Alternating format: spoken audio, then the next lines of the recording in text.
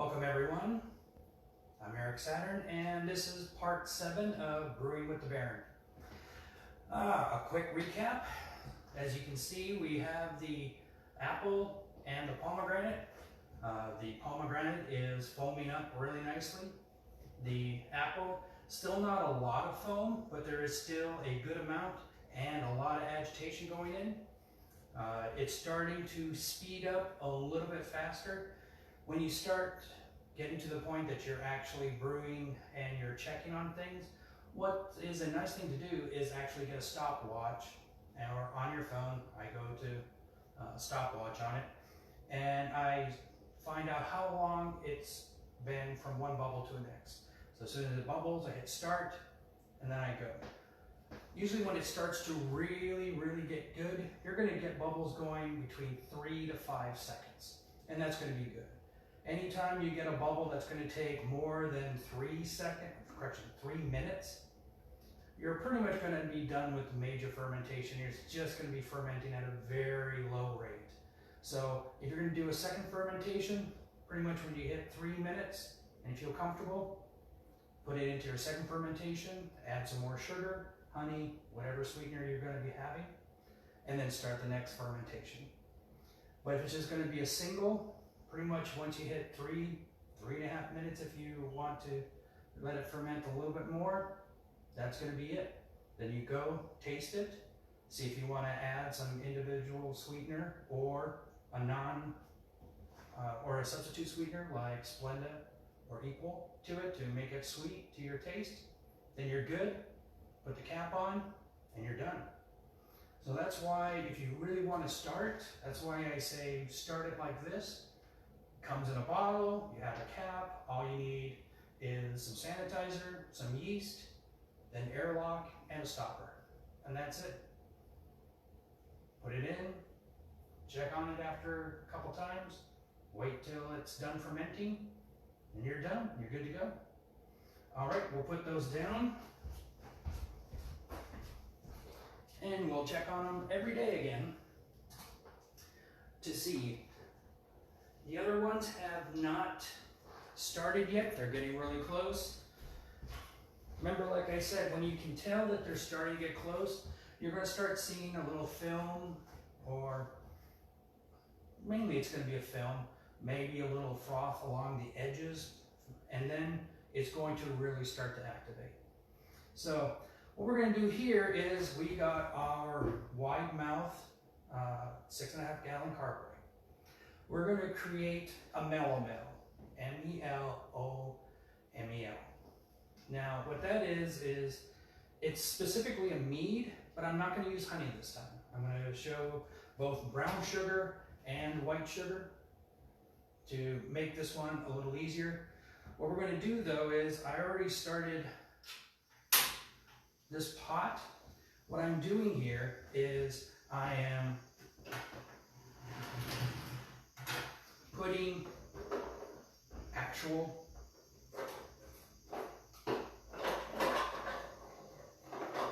cinnamon sticks.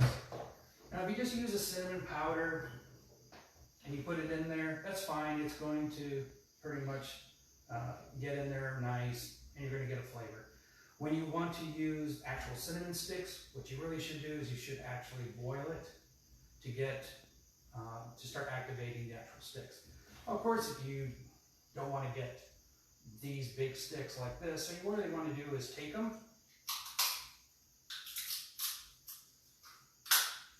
and start breaking them. You want to get them into some nice small pieces. Now, you can get them as fine as you want.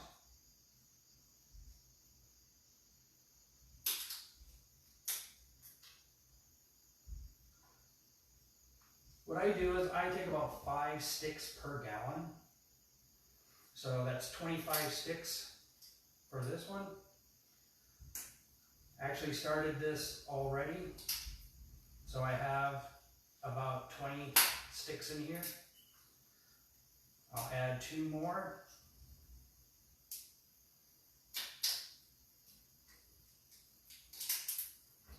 Like I said, we're making a melomel, but a melomel is specifically, like I said, for a mead. otherwise, since we're using apple juice, we're using actual oranges, we're using cinnamon sticks, and we're going to use some clove powder. You can also use whole cloves too. When you do those, same thing, when it starts to boil, you put it in there, let it boil for about 3 to 5 minutes. Now, the other thing that's also in here is I have tea packets. Some people will say, well, why do you put tea packets in it? Well, number one, it adds a few other light herbs that it's going to blend all the mixture together. Since it's a cider, I also add oranges to add another underlying citrus flavor. So instead of just getting just apple, you're getting more of an apple citrus blend with a nice herb blend. So 2 more sticks.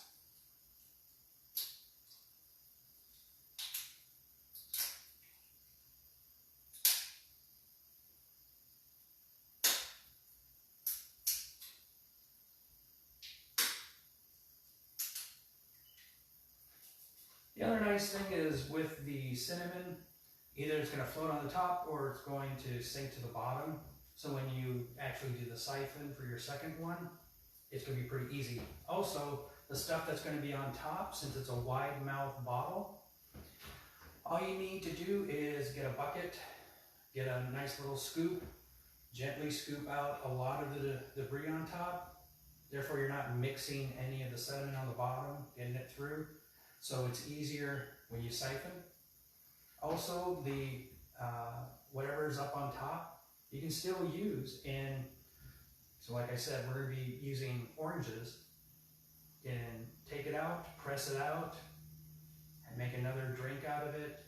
Maybe have a mashed orange pudding. Because one of the things that they used to do a long time ago was part of the reason for a melomel was to preserve fruit. So you could go put it in there in August.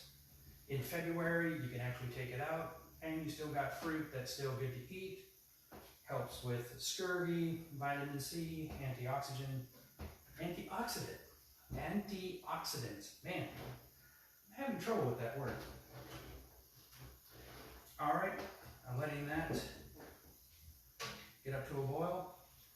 Now, like I said before, one of the things I do before is I pretty much clean and sanitize everything right from the start, so you don't have to go through that boring process every single time. Now when I cut up oranges, first I cut in half, then I cut in quarter,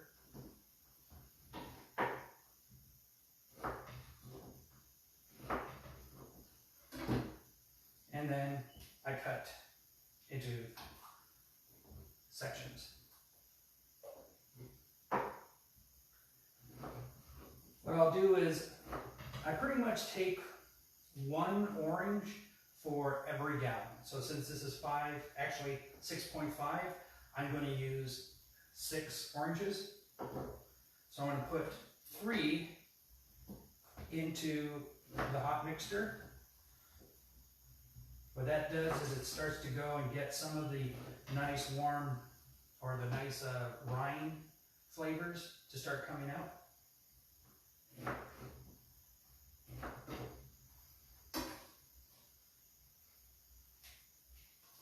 And the others I'll just keep. I'll still cut them up, but I won't put them in the water, and I'll just put those directly on top.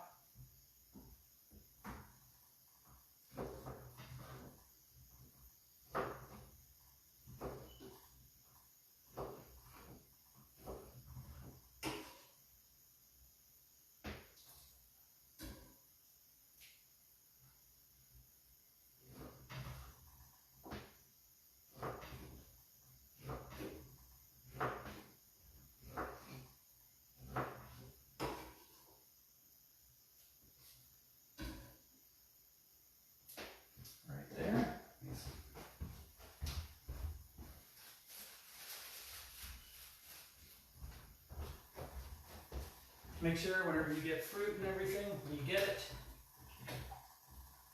give it a nice little wash to make sure that nothing is bad on the outside. Some people will say, well, why don't you just peel it? Well, part of the thing is you're going to get a little bit of the sourness from it, from the white part, and a little bit of a zing from the zest or the actual orange part. Now, here's something else you can do. Say you are okay with the oranges, but you want even more of a zesty or zingy flavor. At that point, what you can do is you can add tangerines. Tangerines are a little sweeter, give it a little bit more of a kick flavor. So you can either use tangerines only without the oranges. I usually go at that point, say, if I have 6 oranges, I will have 12 tangerines. Okay, they're about half size of an orange. Makes sense. All right, I'm going to take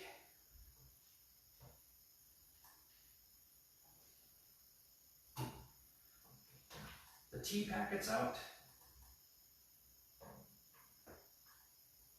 I'm only using 3 on this one. There's going to be a lot of flavor. I mainly just wanted to make sure that I have enough in there to create a nice little blend with different herbs and spices. Now, when you want to do other things, if you don't want to spend, like I say, all the money, like we did before on Friday when we tried different things, go and get a tea. Say, you know, I wonder what orange and ginger would be. Well, they have orange and ginger tea. If you really like that, then you can try having actually oranges and ginger and do it that way.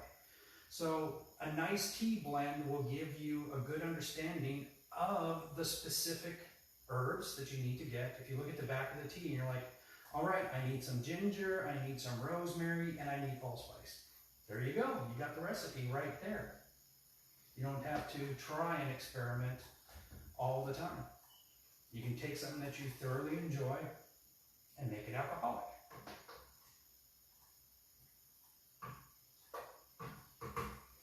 All right, that's just starting to come to a boil. What I'm going to do now is I'm going to start adding the liquid and sugar.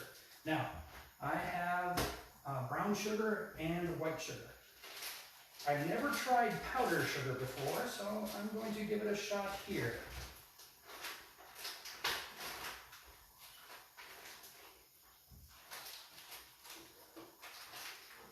I've already put in 1 gallon of apple cider juice. Instead of just straight apple juice, I always try and get the apple cider version of the juice. To me, it's a little more appley, less concentrated. Essentially, it has particles in it.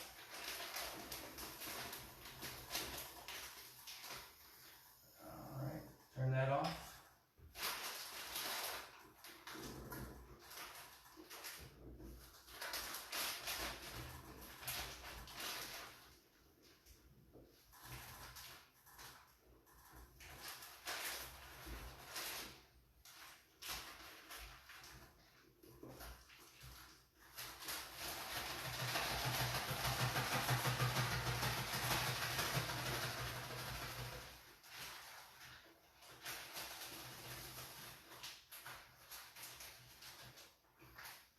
As I said yesterday, sometimes instead of always trying to brew with mead, you might want to change it up and try sugar, or if honey is becoming very expensive or you don't have any, you can add both honey and sugar. So you still get the honey flavor, but you still get the additional sugar.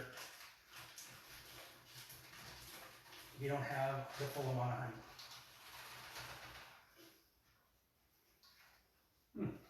Powdered sugar, very interesting.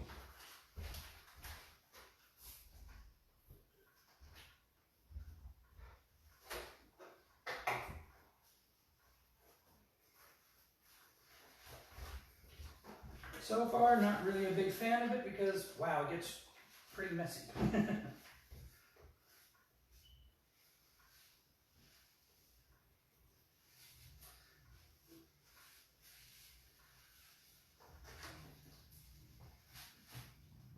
Okay, now, of course, you always want to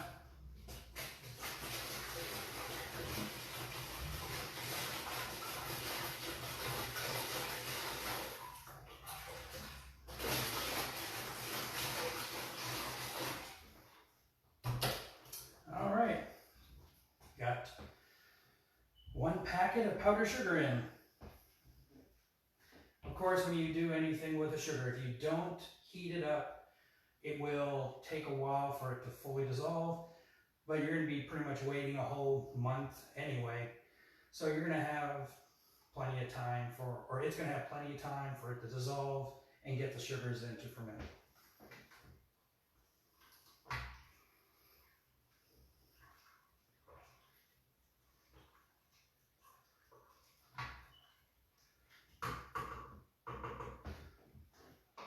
Nice.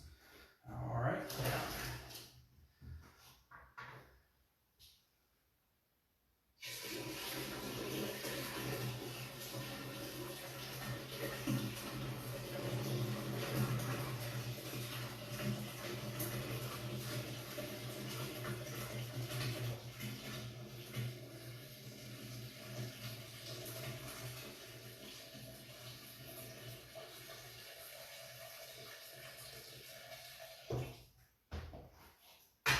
so much easier and faster without a funnel. All right, make sure you get all of the oranges, all of the cinnamon. This is why you have a wide mouth bottle.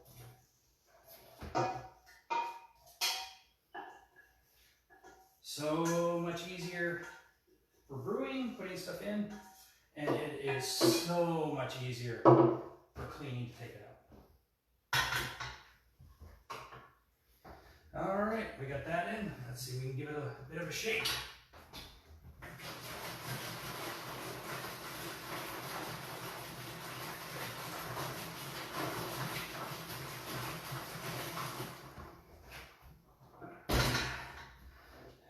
There you go. Now the other nice thing is, if you can't shake it, the wide mouth makes it easy for you to just do this.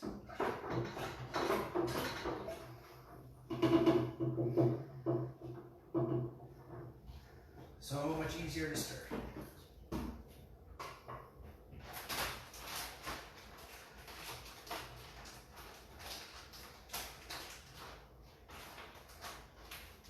And we're going to try the brown sugar.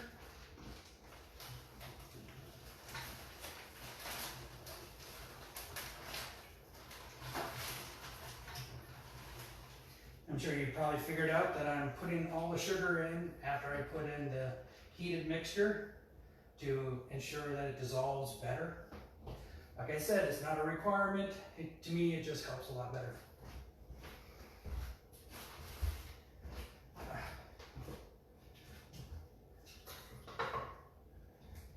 Very sticky hands.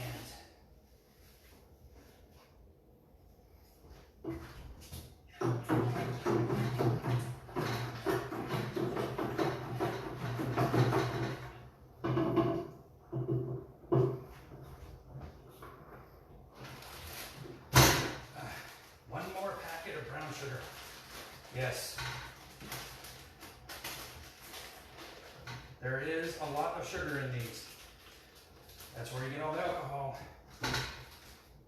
Now, sometimes, of course, the amounts that you can get, if you want to just do meads all the time, you might not be able to do it like, oh, I want to make a batch every 2 weeks. Well, in a situation like we're in now, there might not be a lot of honey. Or, hey, here's honey, but it's 3 times more expensive now. So this way I'm showing you mead as the main thing that's pretty much everywhere, and now how you can gradually change from mead to mead and sugar combinations to, hey, we got a whole bunch of sugar that's cheaper. We're going to do cider or a perry. Tomorrow we're going to do a wine. So that one's going to be nice. Probably only going to do 1 gallon of that. But the transition from what you have available to what you want to make is mainly what we're going for. So if you're like, well, I always want to make this same one, no, there's nothing wrong with that. But if you want to try a variant or you don't have all this stuff, hey, I want to do this, but you know what? What I'll do is I'll use 1 gallon of apple juice and I'll use nothing but, let's say, 10 tea bags. Okay, now you're going to have very much a piment at that point because it is mainly just herbs and spices. And there's nothing wrong with that. And you might get something that you're like, wow, this has more flavor than I thought. Or this is so much easier than if I would have done it the other way, and the flavor is very much the same. Now, if you're using teas, I'm going to teach you a trick that I learned when I was down in Alabama. They always say, only in the South do people know how to make sweet tea. Well, I found out the trick. And the trick is this. They take like 1.5 gallons of water. They put it on the stove. They put 50 tea bags in there. So boom, they put it in there. They let it go to a boil. They let it sit for about 15 minutes. It gets really dark, really intense. And then they take the tea bags out. Then do you know what they do? They put saran wrap over the top and they go to bed. They let it sit overnight. That's the trick. See, what happens is when you wake up, you go and you're like, okay, you look at the tea, take the saran wrap off, and you take a paper towel, fold it again. And what you do is, what's on top is the tannic acid, you know, the kind that makes it taste bitter. So all of that is now like a film on the top of the tea. So they start in the corner, go down, and they just gently drag and lift all the tannic tea residue from on top off. Now, sweet tea tastes completely sweet without the bitterness. So you actually use less sugar. You're actually getting the correct straight tea flavor. Now, some people go and they want the tartness. Okay, then they just mix it up and they just add sugar to it.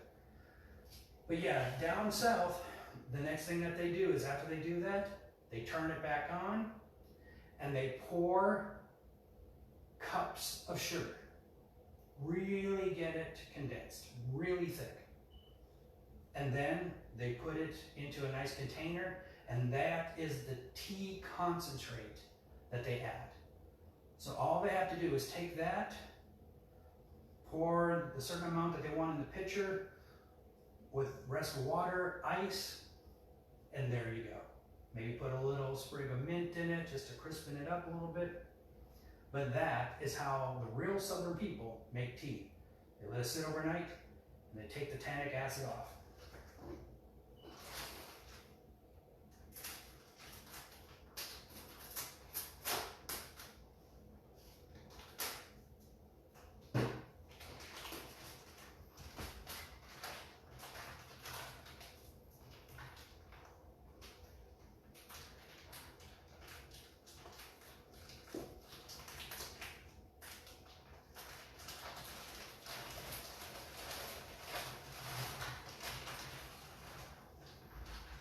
And the reason I said that to you, so you can make your own tea, of course, but if you want to do the same thing for what you want to make for brewing, just make your tea the night before, let it sit overnight, take the tannic acid off, and then add it to your mixture.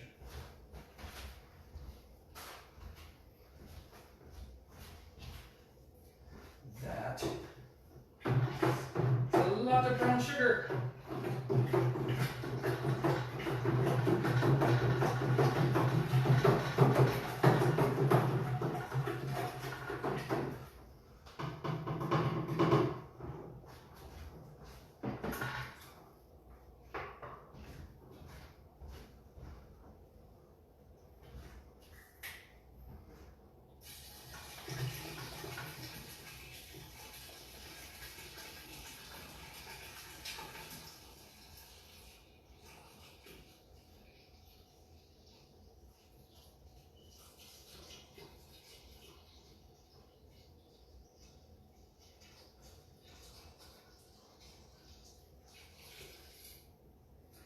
Adding more apple cider juice.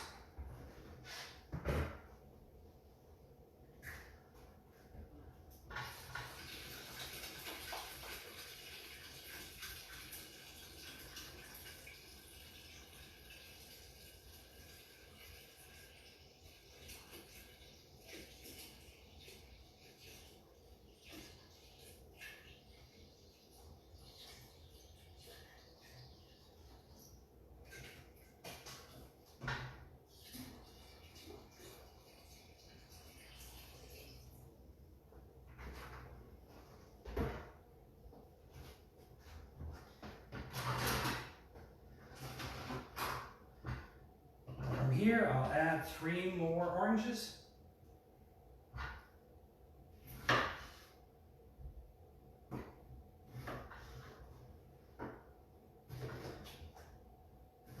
Now I cut them up this small just for the fact that it allows for more of the liquid flavor to go through the actual orange segments.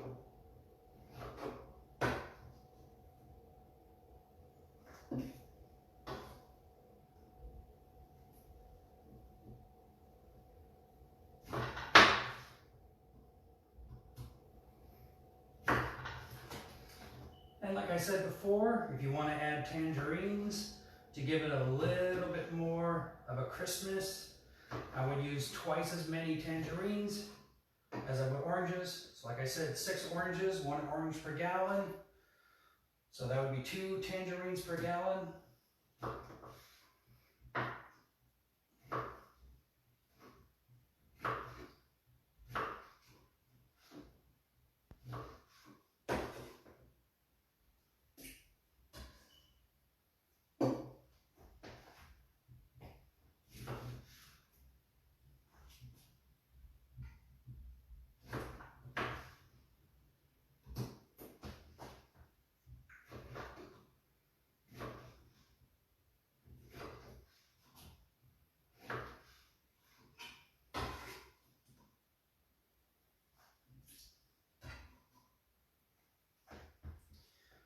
And of course, like I said, the one major thing that I like about this with the wide open stuff, don't have to use a funnel, which makes pouring the liquid a lot easier, putting stuff in a lot easier.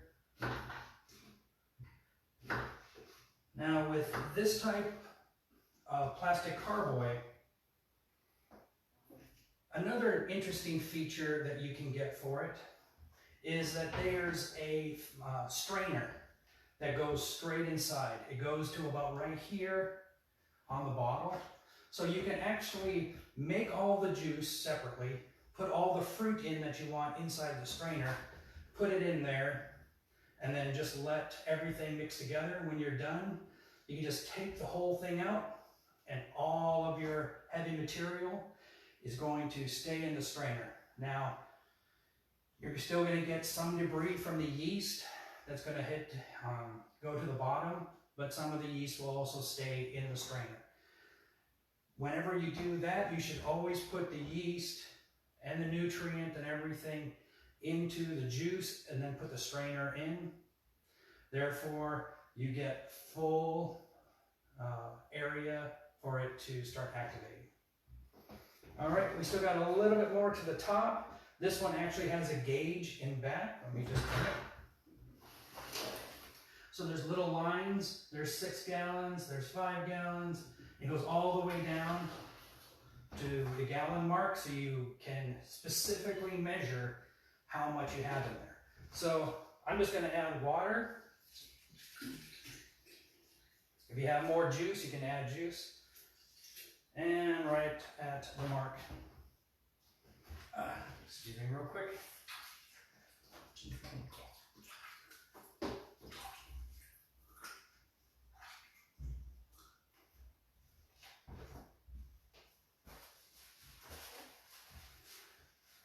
Now before I put the stuff in, I'm going to make sure I give it one final good stir.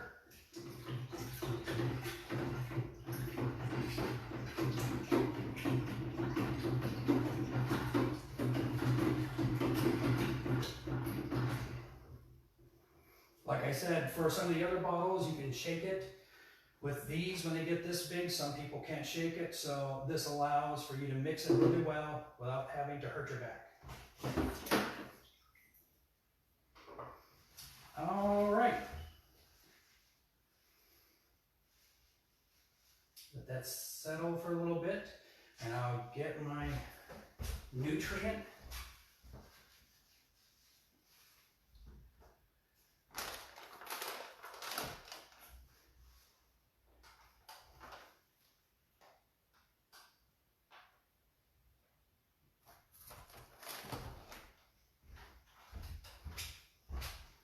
And my yeast. Get this out of the way real quick.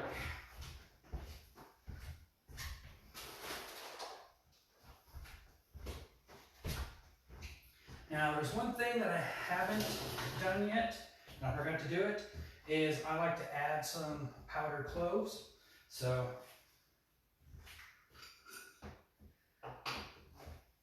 should be about 1 teaspoon, correction, yes, 1 teaspoon for every gallon.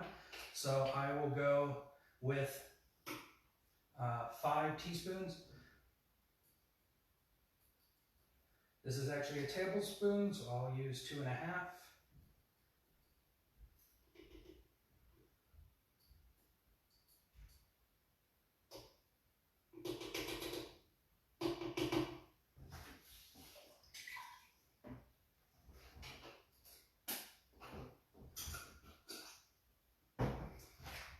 And of course, mix it again.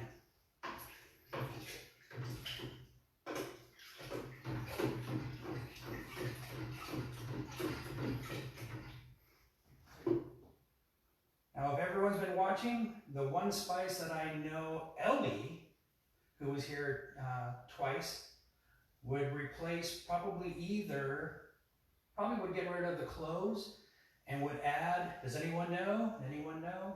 Her favorite is allspice. And allspice would be really good too. Allspice has a little bit of cloves in it. So, well, when you get the powder, sometimes they add cloves to it.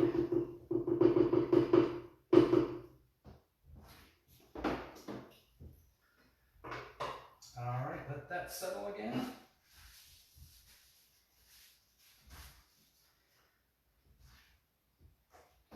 I mentioned before, but I'll say it again. One of the things you're going to start seeing is when you start fermenting stuff, it's going to be dark. You're going to see it, it's this dark. Then after your first fermentation, it's going to get lighter. Okay, some of it is going to be the material,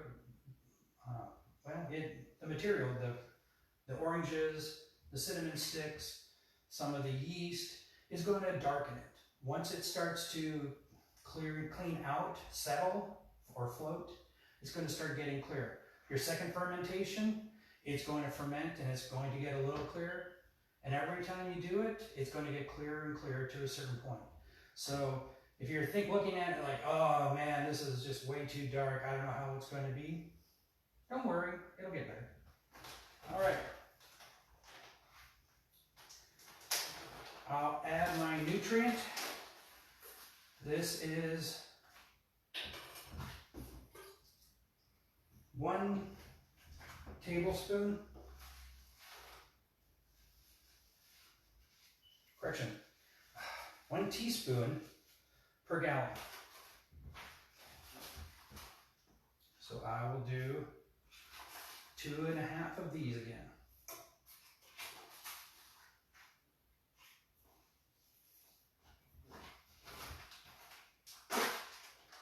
All right, now for the yeast. It's going to be 1 to 2 grams per gallon.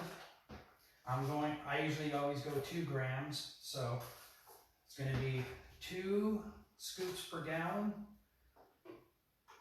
So that's going to be 10 scoops altogether. 3, 4, 5, 6, 7, 8, 9, 10. All right. Good job. If I was the count, I'd go ah, ah, ah, ah. I like to add a little humor every once in a while. All right. Now, like I said, I've sanitized all these already. Let's put that in.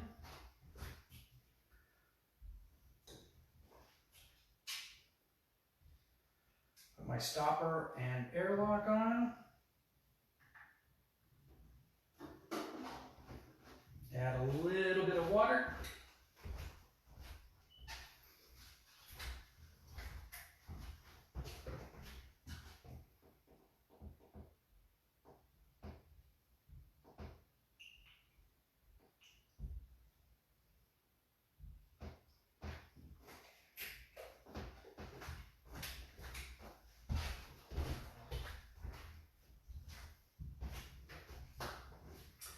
Put the cap on.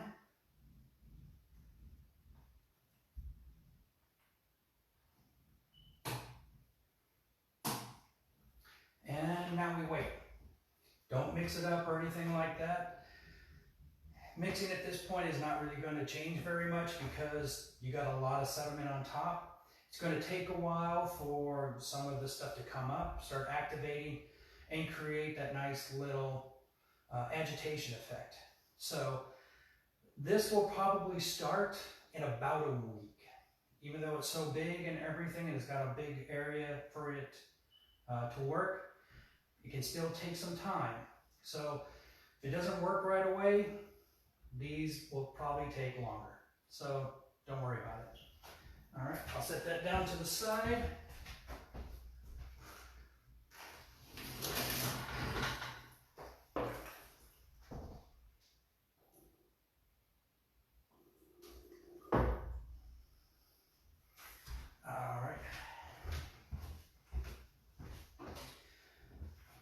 Now you can get the 6.5 plastic carboys with a spout on the bottom. I don't personally like those because they're supposed to help you when you transfer, or if you just want to keep it there to drink out of, well, that's fine.